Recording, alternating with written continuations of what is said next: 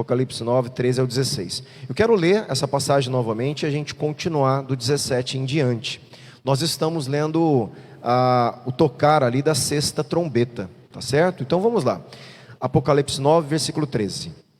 O sexto anjo tocou a trombeta e ouvi uma voz que vinha das 4 pontas do altar de ouro que se encontra na presença de Deus, dizendo ao sexto anjo, o mesmo que tem a trombeta: solte os 4 anjos que estão amarrados junto ao grande rio Eufrates. Então foram soltos os 4 anjos que se achavam preparados para a hora, o dia, o mês e o ano, para que matassem a terça parte da humanidade. O número dos exércitos da cavalaria era de 20.000 vezes 10 milhares. Eu ouvi o seu número. Aí vamos continuar hoje do versículo 17.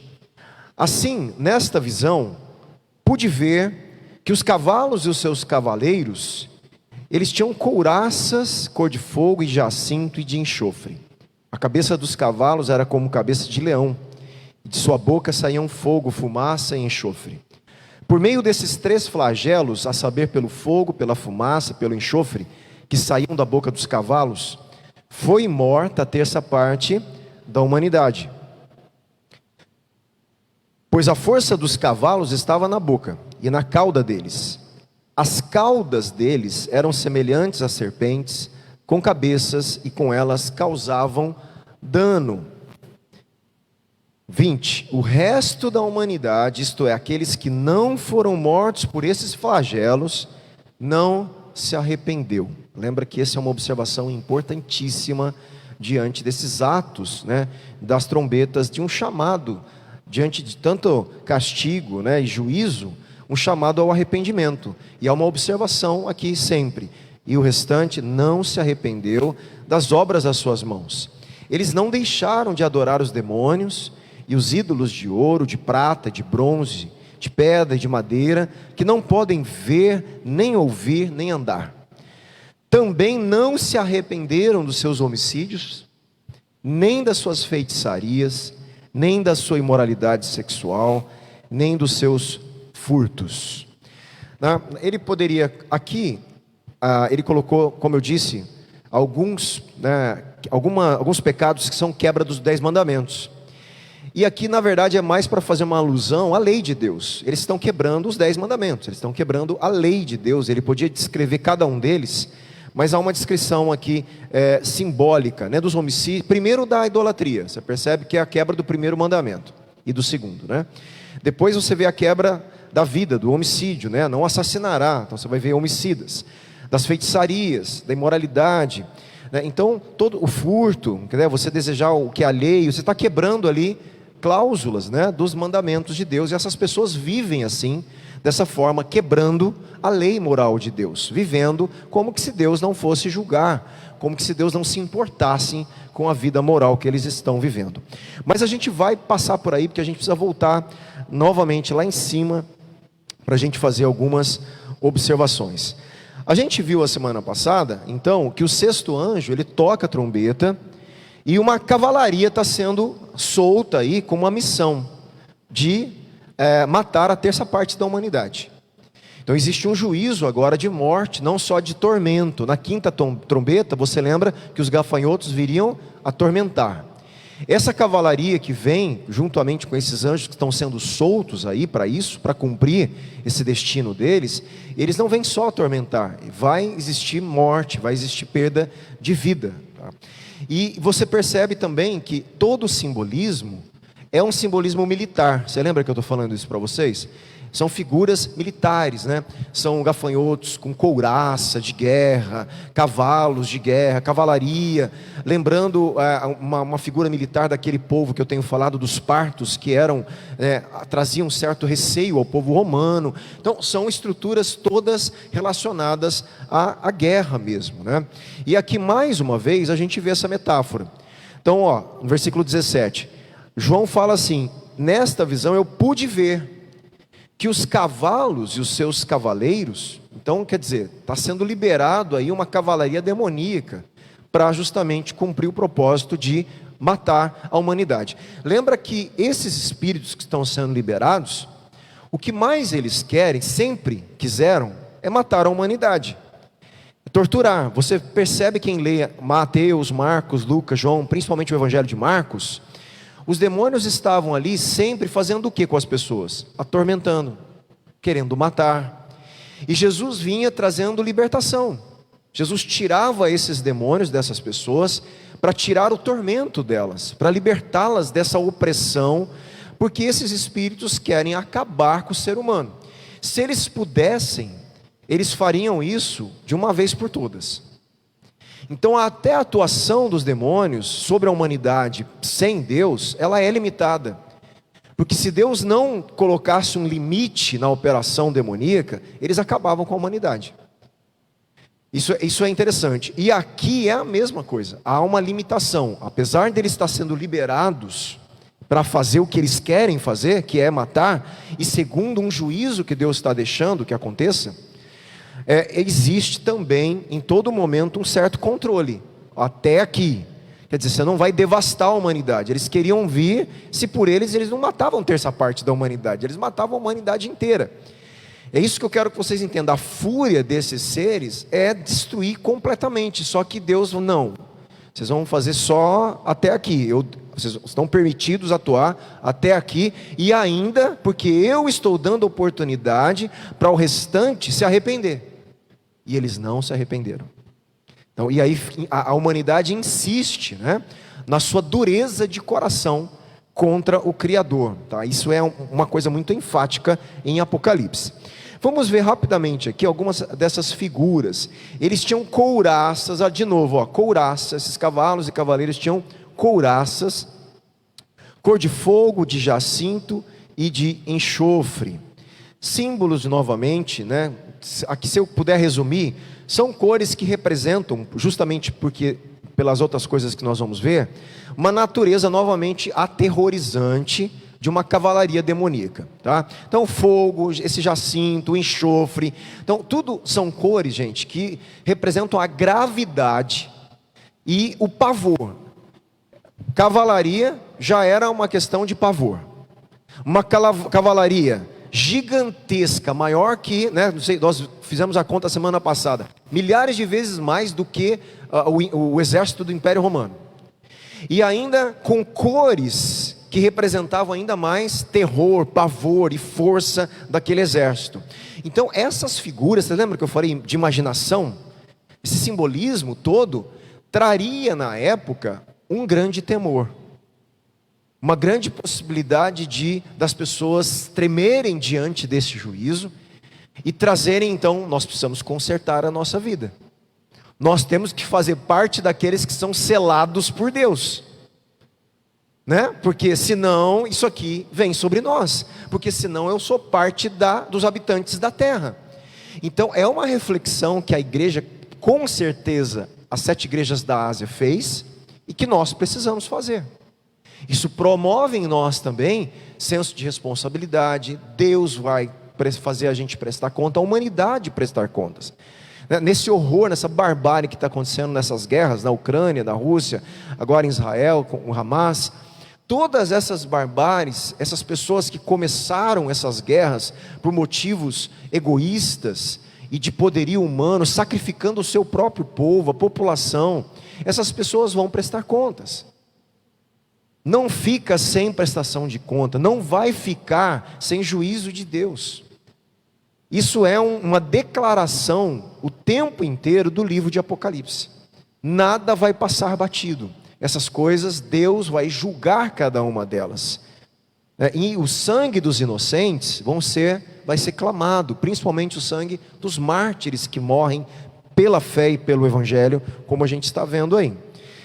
A cabeça dos cavalos, de novo uma figura de metáfora. O animal mais feroz daquela época, conhecida por eles, era o leão.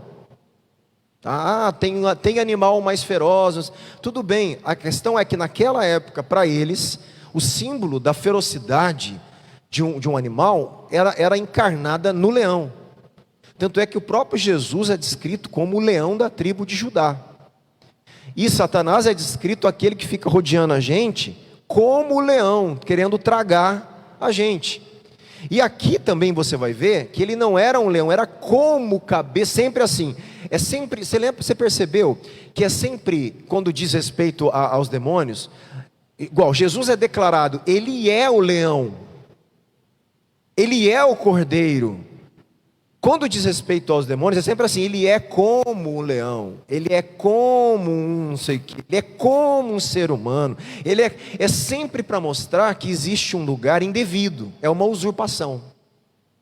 Eles nunca têm aquilo por direito, é uma usurpação temporal, uma permissão de Deus, mas vai acabar, essa ferocidade de leão vai acabar, porque esses demônios também vão ser julgados. Mas a metáfora é justamente para mostrar que esses cavalos vêm com uma aparência, e o juízo de Deus vem como uma aparência de ferocidade, que traz medo de novo, pavor novamente. De sua boca, da boca desses cavalos, saía fogo, fumaça e enxofre. Essas figuras representam 3 tipos de flagelo, de castigos. Por meio destes 3 flagelos, a saber, então existe um flagelo aqui que está sendo chamado flagelo de fogo, um flagelo de fumaça, representado pela fumaça, e um flagelo de enxofre. Então, por meio desses 3 flagelos, a terça parte da humanidade foi morta. Então, nós não sabemos o que é com exatidão. Está representado no fogo, na fumaça e no enxofre, flagelos que vão ser liberados contra a humanidade por esses cavalos, por esses cavaleiros, por esses seres demoníacos, provavelmente provocando situações na humanidade que vão trazer morte, e uma morte de uma terça parte da humanidade. A gente não tem, a gente não tem controle dessa metáfora. A gente não tem controle, porque o que é esse fogo? Deve ser o fogo de guerra. Pode ser, não é? Não, deve ser um fogo natural, que pegou fogo e devastou um pedaço. Pode ser também. Então a gente não tem o controle dessas metáforas. Elas simbolizavam muitas coisas. Todas elas simbolizam juízo. Essa que é a questão. Se você vai, a gente vai fazer isso rapidamente, para o Antigo Testamento e na literatura escatológica judaica, todas elas têm uma imagem sempre de julgamento, de juízo, né, de castigo, e é isso que importa, não importa a gente descobrir o que é. Isso, gente, a gente precisa, nós estamos estudando sério aqui Apocalipse, a gente tem que parar de ir para esses, tem um teólogo que chama, muito jovem, mas muito inteligente, e um ótimo teólogo brasileiro, pentecostal, chama Gutierrez. Ele fala, o povo hoje faz escatologia de jornal. Extra, o anticristo está ali, extra, né? A trombeta foi trocada. Escatologia de jornal. E não é uma escatologia bíblica, é uma escatologia de ficar adivinhando as coisas, adivinhando, agora é isso, agora é aquilo. E eu tenho enfatizado, por mais que eu enfatize, todos nós caímos nisso, porque nós temos uma tendência, nós somos doutrinados a ficar procurando coisas da volta de Jesus. Eu vou antecipar uma coisa para você: a volta de Jesus ninguém sabe quando vai ser, gente. Está escrito na Bíblia. Pastor, mas ele não falou que saberia dos finais dos tempos? Finais dos tempos é uma coisa, a volta de Jesus no dia específico é outra. Ele falou que a gente iria discernir que nós chegaríamos nos finais dos tempos, mas ele não disse que a gente saberia o dia da volta. Nunca. Sempre a volta de Jesus é iminente. Ela pode acontecer agora, ela pode acontecer daqui 1000 anos, e nós estamos nos finais dos tempos. As guerras estão aí, pandemia teve aí, nós já estamos nos finais dos tempos. Desde que Jesus ascendeu aos céus e o Espírito Santo veio, os sinais dos tempos começou. Tanto é que eu tenho falado para vocês, o apóstolo Paulo esperava Jesus voltar na geração dele. Pedro foi acusado. Pedro, teu Jesus não voltou, hein? Está demorando. Pedro, no 1º século. E ele tem que escrever sobre isso. A carta que ele escreve, vocês estão zombando, mas ele vai voltar. 1000 anos para Deus é como um dia. Ele tem que explicar que a noção de tempo da eternidade não é o nosso. E ele vai voltar em breve. E esse em breve já são 2000 anos. Porque o em breve, na escatológico, não é o nosso em breve. A hora de Jesus voltar é a hora exata. Ele vai voltar em breve, porque ele vai voltar no tempo exato que Deus queria que ele voltasse. E para Deus se passaram 2 dias da morte de Jesus. Então a nossa noção de tempo não é uma noção escatológica, nem uma noção de Deus, e nem da eternidade. Então a gente fica pirando em coisas e querendo fazer escatologia de jornal, ficar descobrindo questões, né, que extra, o anticristo está ali, extra, né? Agora não sei quem é o anticristo, e não era mais, agora é outro, né? E a gente fica errando a vida inteira, porque o que eu já vi de erro, né? Agora o anticristo, né? Eu sei que está gravando aí, mas é só para, né, que já andam falando por aí, é o Elon Musk. Mas a vida inteira foi o Papa. A vida inteira foi o Papa. Depois agora já foi um outro lá do Irã. Aí agora, você está entendendo? Agora é o Elon Musk. Gente, a gente fica até quando ficar procurando o anticristo? Para quê? Você entende o que eu estou falando? Para quê? Apocalipse não foi escrito para isso. Não foi escrito para a gente ficar caçando. Essas figuras deviam despertar na igreja o quê? Perseverança, fidelidade ao Evangelho, esperança do retorno de Cristo na hora que Ele quiser para vencer o mal. E enquanto o mal não é vencido, eu tenho que viver até mesmo em meio à perseguição, fiel a Deus. Gente, isso é Apocalipse. Porque senão a gente vai ficar, né, à torta direita querendo ir atrás dessas coisas aí. Então, quando eu quero, eu vou voltar nisso, porque eu cito aqui, porque tem gente que fala assim, né? É fogo, fumaça, enxofre, e começa a querer descobrir, né? Ah, deve ser fumaça do tanque não sei o que, fumaça do míssil, ah, olha que vem de cima os helicópteros, e a gente fica imaginando coisa que naquela época nem fazia sentido. As metáforas, elas estão sendo tiradas do mundo da época. Você tem que entender que Jesus e João estão usando símbolos da época. O homem com o cabelo comprido, o gafanhoto, por causa das pragas do Egito, o cavalo, o cavaleiro. Não existe guerra com cavalo e cavaleiro mais hoje, pelo amor de Deus. Essas figuras são figuras do 1º século, que trazem uma mensagem. Não traz para a gente, cadê o cavalo? Cadê o cavalo de hoje? Cadê os cavaleiros? O que é a couraça?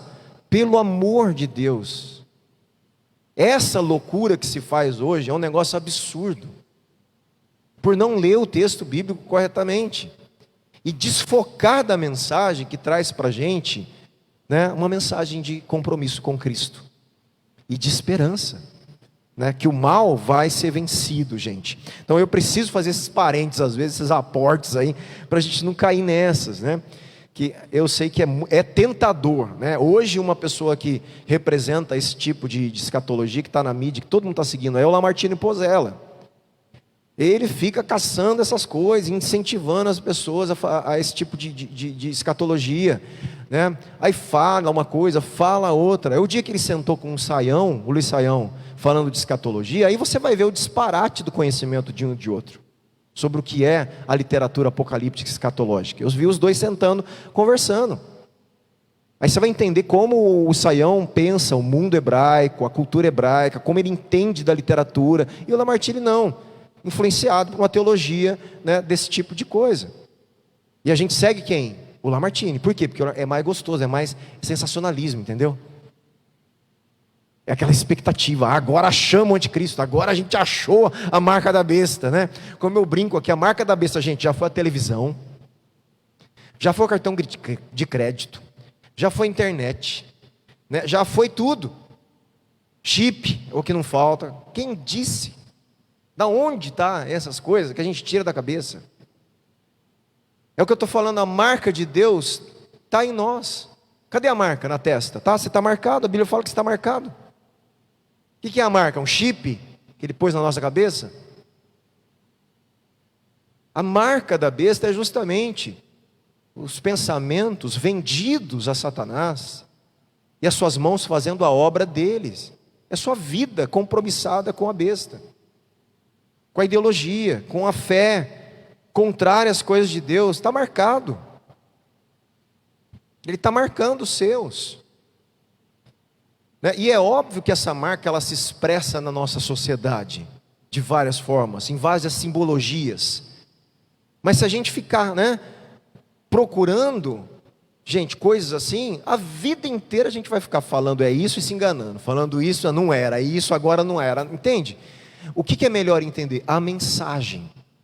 Não seja marcado pela besta, quer dizer, não deixe ela contaminar o seu pensamento, as suas ações. Viva com a marca de Cristo, compromissado com o Evangelho, fazendo a obra de Deus, pensando os pensamentos de Deus. Está aí a marca. Quem está marcado já está marcado, meu irmão. Que a marca vem no coração.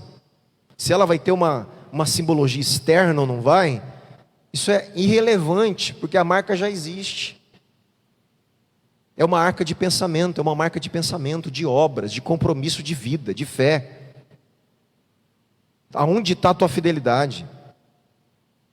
Entende? É óbvio que ali ele está falando, né? Vai ter um momento que Deus fala assim: sela os meus para não passarem pelos juízos. Existe um ato de Deus de selar, um ato pontual diante dessas deflagrações dos juízos de Deus, para que os seus, como lá no Egito, como a marca do cordeiro do sangue, não deixou o espírito matar ali, entrar na casa dos seus escolhidos. Então, se vai ter uma sinalização ou não, pouco importa, porque é o anjo que vai marcar, né? E aí que está a questão: quem ele vai marcar? Quem já tem a marca, quem já é dele. É só um ato de proteção.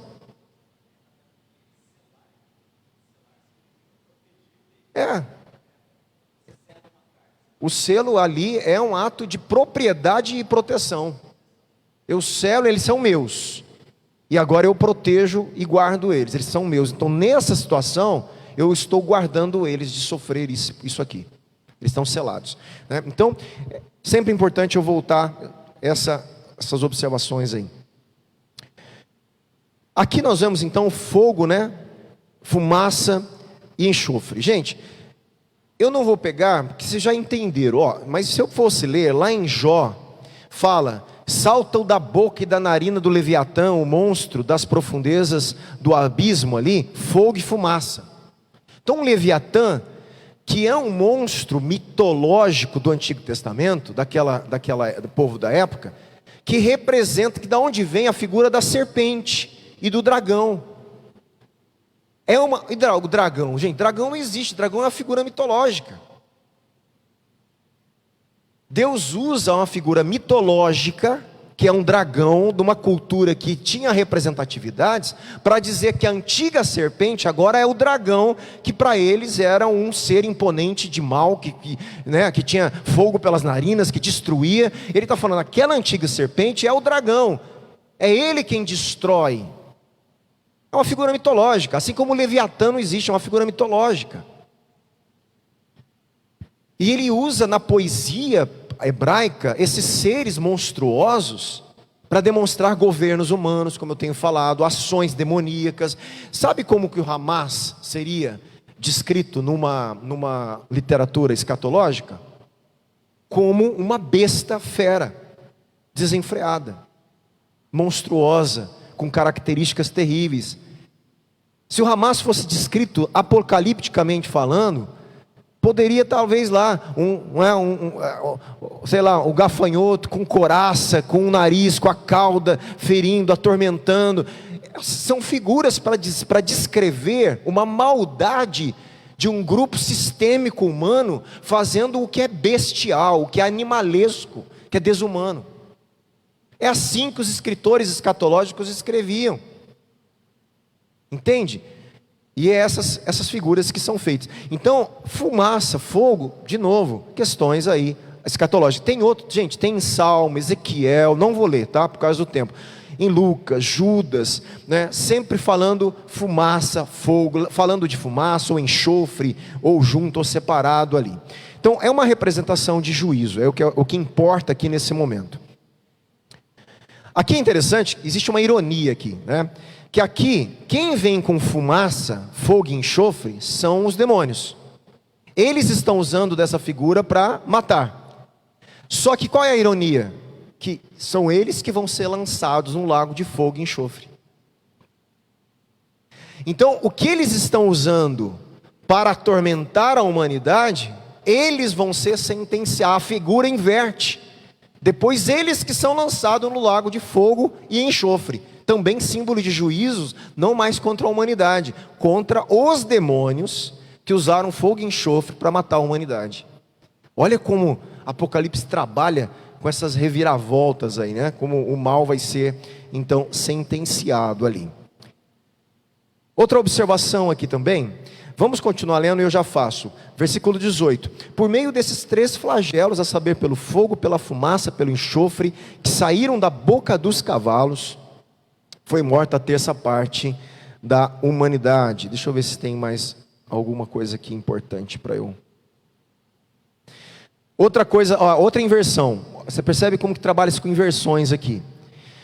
Jesus lá em Lucas dá autoridade para a igreja pisar em serpentes e escorpiões. Aqui, a cavalaria demoníaca, ela é representada aqui com serpente, né, e lá em cima foi por escorpião, vencendo a humanidade. Você vê que tudo são, aqui Deus está deixando a serpente e o escorpião atormentar e matar a humanidade. Mas lá Jesus está falando, a minha igreja vai pisar em serpente e escorpião. Será que já não é, naquele momento, né, Jesus preparando a igreja dele, nesse momento da trombeta, e desses seres que vão ser soltos para a humanidade, e que nós não vamos ser afetados porque estão selados? Olha como as coisas se encaixam em Apocalipse, como as coisas vão se entrelaçando, as figuras vão se entrelaçando em Apocalipse do Antigo Testamento, de coisas como Jesus, é muito interessante. Pois a força, versículo 19, a força dos cavalos estava na boca e na cauda deles. As caudas deles eram semelhantes a serpentes, com cabeças, e com elas causavam danos. Então, outra imagem aqui impactante surge na serpente. Por quê? Porque o próprio Satanás, ele é chamado de serpente na Bíblia, né? Então, obviamente, enfatizando aqui que o poder dessa cavalaria é vinda do próprio Satanás. Esse poder de morte, de querer destruir a humanidade, quem está por trás disso? Satanás, que odeia a humanidade. Em Gênesis, a serpente, o que ela fez? Enganou Eva, para que ela comesse do fruto proibido. As serpentes tinham um caráter demoníaco nas religiões egípcias, persas. Portanto, a presença de uma serpente na extremidade de uma cauda, ferindo as pessoas, gente, era uma imagem, na época, universal da época, aceita como atividade demoníaca, no mundo antigo. Você vê que a imagem toda, trazendo então mensagens para eles, muito bem claras e elaboradas ali. Versículo 20. Essa então, que nós já lemos mais de uma vez, essa vai ser então a conclusão, preste bem atenção. Versículo 20 e 21, é a conclusão, não somente da 6ª trombeta, como também da sessão inteira. Todas as trombetas tocadas, nós podemos falar que o versículo 20 e 21, ele é um desfecho de tudo que aconteceu. Apesar de estar conectado à 6ª trombeta, especificamente num certo sentido, mas não foi só a 6ª trombeta que é uma dádiva de Deus de arrependimento, são todas as outras. Cada um dos juízos provou o quê? Cada juízo de Deus provou o quê? Você lembra? Quando Deus manda praga sobre o Egito, o que Deus queria fazer? Quem lembra de cor? Aqui sim, lá no Egito não.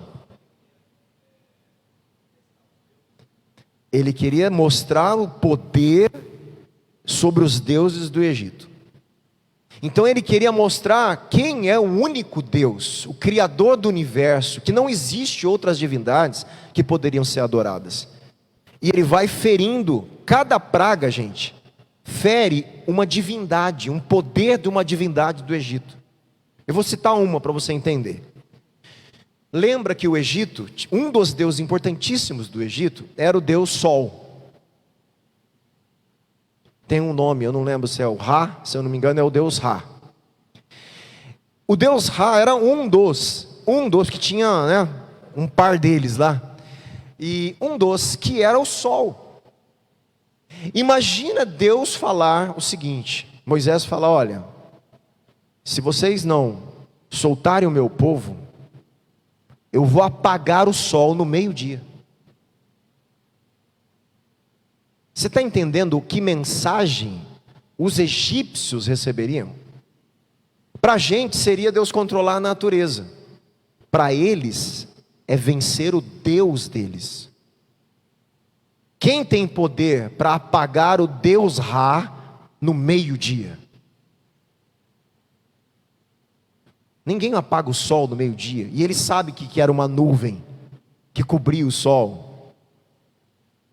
Não é isso que nós estamos falando. Nós estamos falando de uma escuridão, como que se o sol não existisse ao meio-dia. O que Deus está falando? Não existe divindade. Eu controlo o sol. Eu apago o sol a hora que eu quero. Outra divindade estava conectada com o rio Nilo. O Nilo era divino. E não é à toa. Uma civilização agrícola, que toda a vida do Egito dependia do Nilo. Das cheias e das baixas. De todo o ciclo do Nilo era importante para o ciclo agrícola. Portanto, para a sobrevivência de um povo. Se o Nilo quebrasse o seu ciclo, desestabilizava toda a agricultura deles, portanto, toda a economia deles. O que Deus faz? Pega o Nilo inteiro e transforma em sangue. Torna o Nilo imprestável para beber, se banhar, para a agricultura. Cheiro de morte. O que Deus estava declarando? Eu controlo. Não existe divindade aqui. Eu mando no que eu quiser. Se você acha que você é um Deus, eu estou apagando o poder do Deus. Por isso que se incomodava muito Faraó. Por isso que ele ia lá nos magos. Faz alguma coisa. Cadê os nossos deuses? E ele foi envergonhando um após o outro. Por exemplo, a praga das rãs. Rã era um dos deuses deles. Deus traz uma praga e faz aquelas rãs assolar a vida deles e fazer uma bagunça na vida deles. Então cada uma das pragas trouxe um juízo, provando que o único Deus que controlava todas as coisas criadas era o Deus dos judeus. Então as pragas promovem o poder de Deus. Aqui as trombetas promovem o poder de Deus. Deus é poderoso sobre todos os deuses malignos. Ele vai julgar todas as coisas. Ele vai julgar os habitantes da terra. Ele vai controlar os juízos. Ele vai soltar o que tiver que soltar na hora certa. Ele vai limitar o que tiver que limitar. Ele controla tudo. Ele é aquele que está sentado no trono, do capítulo 4, capítulo 5, sendo adorado sem perder a sua soberania. Cada um dos juízos provou a onipotência de Deus sobre os deuses malignos e também mostrou às nações que elas não podem depender das coisas deste mundo, as quais se voltarão contra elas. Você percebe que todos os juízos tocam em coisas importantes para o mundo? Você lembra lá atrás? Vegetação, o sol foi afetado, a lua, as estrelas, o mar, a economia, os negócios, a vida. Tudo que é dessa terra, que pode ser uma escória, uma confiança para o ser humano, está sendo desestabilizado. É isso que a gente tem que entender. Deus está mexendo com os ídolos. Deus está mexendo com tudo aquilo que o ser humano está confiando. Ah, você confia nos seus navios que trazem economia e dinheiro para vocês? Eu vou arrebentar com uma parte dos mares, acabar com os negócios, vai desestruturar tudo. E onde está a tua confiança? Ele vai mexer do jeito que ele fez no Egito, ao ponto de dar a oportunidade para as pessoas falarem: Deus, precisamos do Senhor. Precisamos do Senhor. É o Senhor que é a segurança, a rocha eterna, o nosso Deus, que merece glória, que merece honra. Eu me deito aos seus pés. É isso que tem que acontecer. Outra coisa importante que a gente viu, que os textos que aludem o dia do Senhor também é importante, porque falam de Joel 1 e 2, demonstrando que somente Deus tem poder supremo, né? E é digno de lealdade. Toda depravação humana, gente, é persistente, e a mensagem está sendo rejeitada.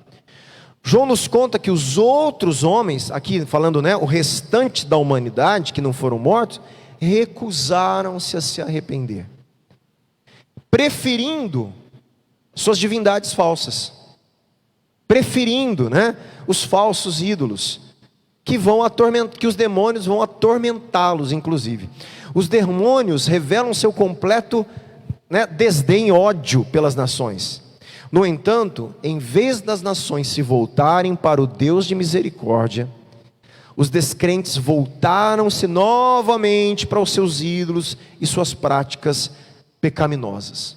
Não deixaram a vida que está sendo julgada por Deus.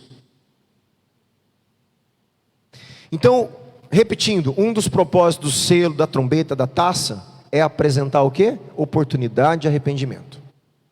Isso também é importante. Ao mesmo tempo que demonstra uma obstinação, uma teimosia e uma depravação muito forte da natureza do homem em não se render ao juízo de Deus, né? As escrituras com frequência, gente, chamam a idolatria de adoração a demônios. Tivemos um problema aí agora, não sei se vocês estão sabendo, o pastor foi preso esses dias, porque fez uma menção de uma estátua, de uma religião afro, e falou que era um demônio, né? E prenderam o pastor. Então nós estamos num momento difícil. Você fala assim, eu entendo que às vezes a gente não tem sabedoria para lidar na sociedade com algumas coisas, né? Talvez não precisa falar isso, é o que eu falo. Antes de falar isso, as pessoas precisam ouvir o Evangelho. Essa é uma questão muito importante, há uma roda de prioridades. Mas isso é verdade. Se eu quiser falar, eu não posso ser preso por isso, porque essa é a minha fé. Eu não poderia ser preso por isso. Num país livre, eu não poderia ser preso. Quer dizer, nós estamos num país aparente livre, que algumas falas eu já vou ser preso. Por quê? Porque você está agindo. Mas gente, é o que eu penso. Se ele pensa que é divino, o problema é dele. Eu penso que não é. E eu não posso ser tolhido, porque senão, foi o que um outro pastor falou, a gente tem que rasgar a Bíblia inteira, porque a Bíblia inteira fala isso. Aí a Bíblia, quer dizer, não vai ter mais cristianismo no Brasil, porque a gente não pode ler e declarar o que a Bíblia diz. Olha que situação que nós estamos no Brasil. Então, e essa é uma verdade bíblica. Por mais que Paulo fala que a estátua de ídolo, né, ela não é nada, ela não tem olho, não fala, não é nada, ela não é nada em si.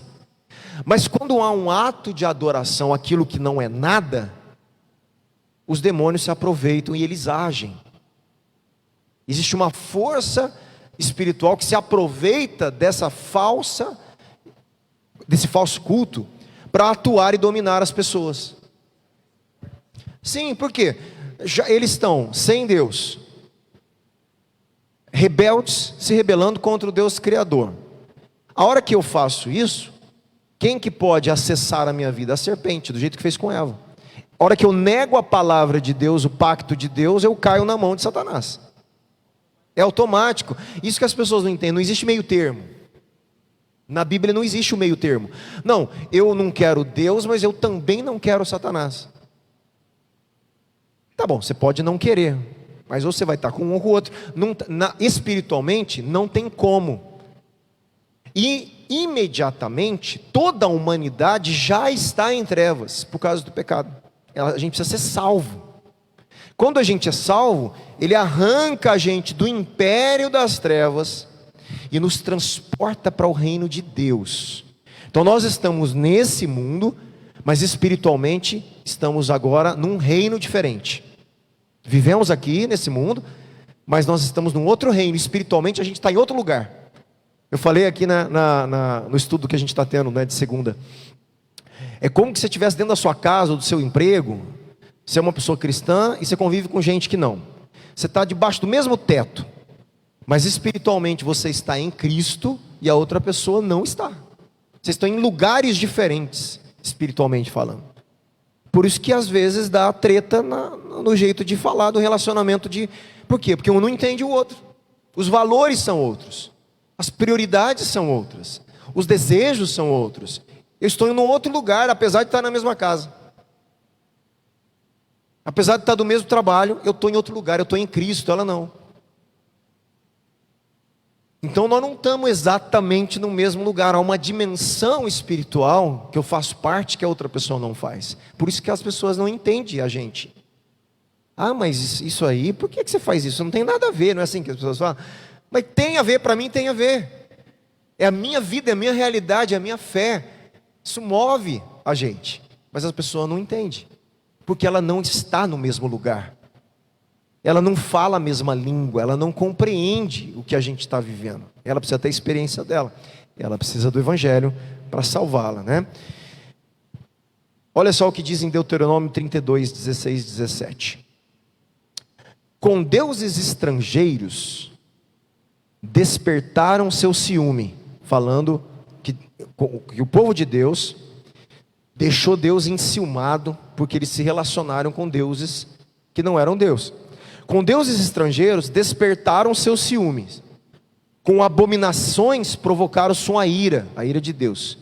Ofereceram sacrifícios aos demônios e não a Deus.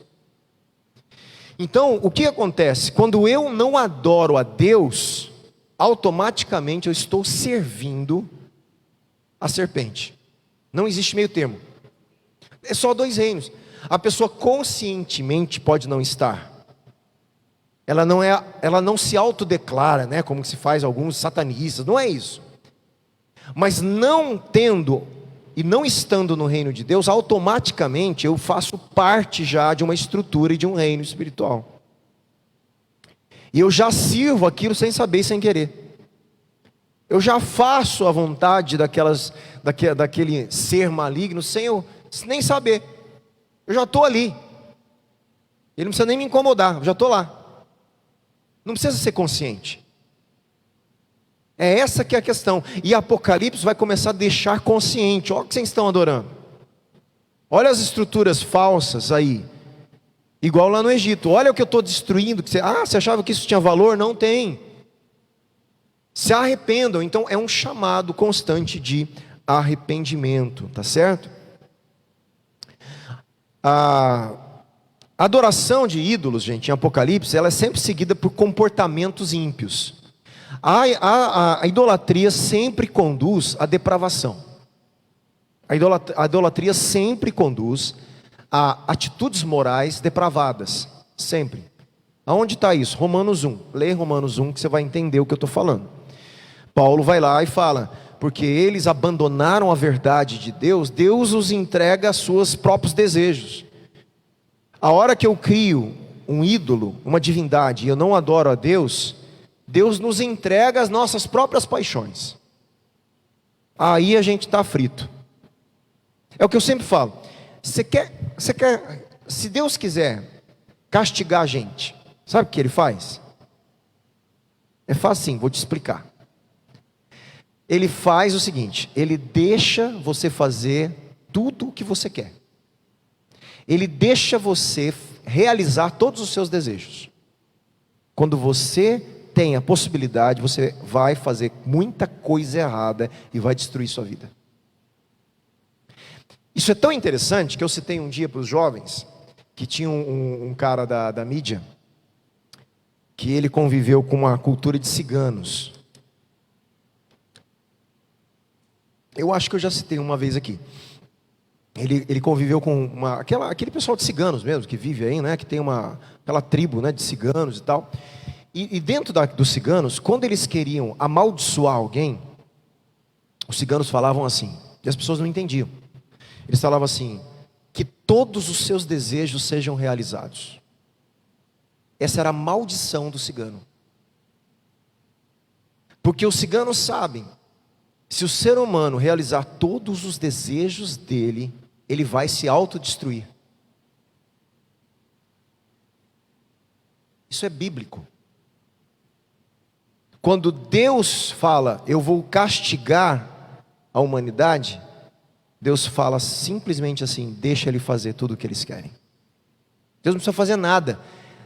É só Deus entregar a gente para a gente mesmo, que a gente se destrói. E a idolatria é isso. Como ela desvincula a gente de Deus, a gente fica solto em nós mesmos, sem limites. E a humanidade começa a se autodestruir. Gente, é o que está acontecendo com o mundo. Quanto mais passa, mais as pessoas estão achando que podem fazer tudo o que querem, tudo o que desejam, e que todo mundo tem direito de usufruir tudo o que deseja. Está chegando a um ponto incontrolável. E a sociedade ela vai colapsar se ela cair para esse lado. Deus ainda pela misericórdia dele não deixa. Deus ainda pela misericórdia dele põe a igreja para falar: não, isso é errado, isso aqui é imoral, não, isso não pode, isso Deus não gosta. E vai ainda travando questões para que a humanidade não se autodestrua completamente. Por isso que nós somos o sal da terra. O que o sal fazia? Conservava. Quem não tinha geladeira antigamente, botava sal na carne, não é isso? Para não estragar. O pessoal do Nordeste lá, que vinha naquela época, botava o sal lá para conservar. O que a igreja faz? Conserva. A igreja é o sal da terra, é o sal desse mundo que está se corrompendo, se deteriorando. E a igreja ela detém o processo de corrupção. Mas e quando ela começa a se corromper? A gente não faz, perde o sabor, fica insípido. É o que Jesus falou: vocês perdem o valor de vocês na sociedade e no plano de Deus. A gente se deteriora junto, e é o que não pode acontecer, tá certo? Isso tudo que eu estou lendo aqui é o desfecho ali final, a gente vai ler novamente. Uma das coisas que ele fala aqui, que é interessante, né? Ele fala assim: eles não se arrependeram dos homicídios, nem de suas feitiçarias ou magias. A magia, gente, ela tem um significado que é interessante a gente entender.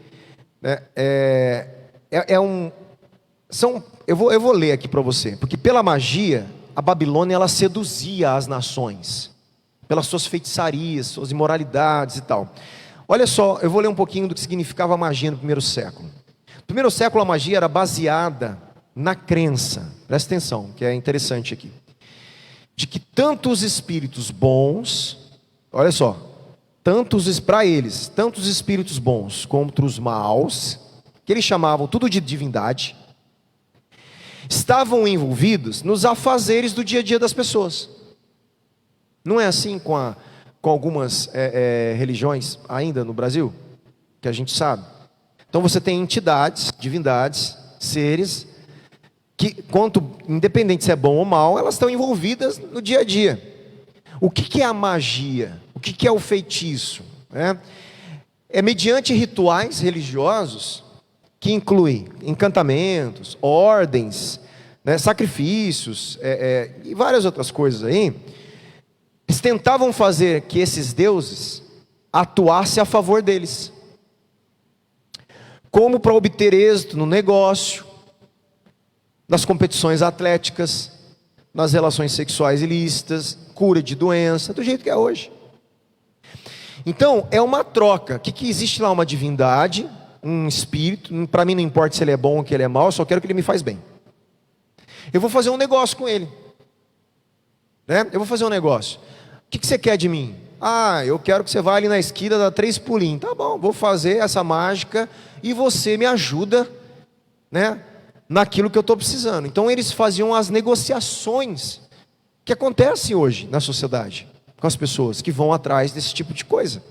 Não mudou, é a mesma coisa. E isso é condenável pelas Escrituras. Agora, qual é o problema nosso de crente? A gente quer fazer isso com Deus também. E a gente acha, por isso que um dia eu preguei, Deus não é seu ídolo. A gente acha que Deus se submete a esse tipo de negociação. Essa é uma mentalidade pagã do feiticeiro, da feitiçaria, e não cristã. Jesus não ensinou a gente a fazer isso. Jesus ensinou a gente a fazer o que Ele está ensinando no Pai Nosso. Seja feita a tua vontade. Buscai o reino de Deus em primeiro lugar. Jesus está ensinando isso. E não a gente ficar negociando com Deus, barganhando com Deus para Ele fazer o que eu quero. Isso se faz com demônios, com entidades, com espíritos, não com Deus. Deus não se submete a isso. E esse é um grande problema, porque nós tivemos uma igreja especificamente no Brasil, muito tempo, né, no Brasil, eu não vou poupar o nome, a Igreja Universal, muito tempo no Brasil, ensinando as pessoas a barganhar com Deus nesse nível de magia pagã. Pega o sal grosso que Deus vai abençoar, pega o sabonete santo, vai se lavar, que vai lavar sua alma, e não sei o quê. Essas loucuras, e as pessoas carentes, com problemas, elas vão atrás, só que aí o que elas fizeram? Ela ainda pagava, elas tinham que pagar por isso, porque ela não era nem, né, tinha que pagar, não era nem de graça, e os caras foram ficando milionários, usando e barganhando, e usando a Bíblia, e usando o nome de Deus, fazendo com que as pessoas pensassem como feiticeiros, como pagãos, dentro das coisas de Deus. Olha a tragédia. E isso afetou a gente, a nossa sociedade brasileira, profundamente. Nós temos hoje cristãos confusos até hoje por causa dessas coisas. Confusos.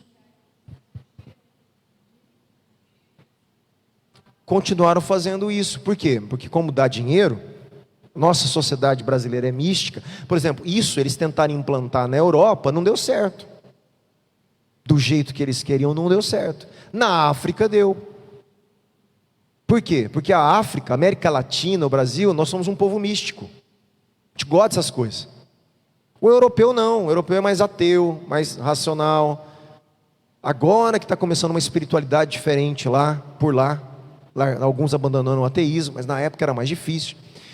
Então lá não funciona, não deu dinheiro. Aonde dá dinheiro? América Latina, Brasil, alguns países da África, que tem uma mentalidade de feitiçaria, de curandeirismo, na África, de barganha com divindades. Ele já tem essa cultura. Aí entra uma igreja falando em nome de Deus, do Deus da Bíblia, mas fazendo o que eles já faziam. Porque lá no curandeiro, ele leva uma coisa, o curandeiro faz um feitiço, ele vai para casa e o espírito... Entende? Aí agora eu não vou mais no curandeiro, eu vou na igreja. O que você vai fazer? Fazer uma barganha com a divindade aí que estão me apresentando agora. Aí os caras vão se enriquecendo em países de terceiro mundo, países pobres, tirando o dinheiro que o povo já não tem. E ficaram milionários. Agora, culpa só deles? Não, gente, culpa da população também. Você fala, pastor, mas eles foram enganados, eram pessoas simples. Mas eram pessoas simples com ganância. Com ganâncias. Porque o ser humano se deixa ser enganado pelos seus próprios desejos gananciosos. Quando a gente busca Deus por ganância, por motivos egoístas, a gente está prontinho para ser enganado. Mas quando a gente busca Deus pelo que Deus é, pelo que Ele fez, pela sua obra, pela sua promessa, pelo seu caráter, vai ser mais difícil a gente ser enganado. Então, por isso a necessidade aí, sempre, né, da gente estudar e conhecer a palavra de Deus. A gente encerrou hoje, versículo 9. Deixa eu só ler para bater o martelo aqui, versículo 20 e 21. O resto da humanidade, isto é, aqueles que não foram mortos por esses flagelos, não se arrependeu das obras das suas mãos. Eles não deixaram de adorar os demônios, os ídolos de ouro, de prata, de bronze, de pedra, de madeira, que não podem ver, nem ouvir, nem andar. Também não se arrependeram dos seus homicídios, nem das suas feitiçarias, nem da sua imoralidade sexual, nem dos seus furtos. Tá bom? A gente encerra essa trombeta aqui. A semana que vem a gente entra, se eu não me engano, é no interlúdio aí também importantíssimo. Amém? Vamos orar, agradecer a Deus?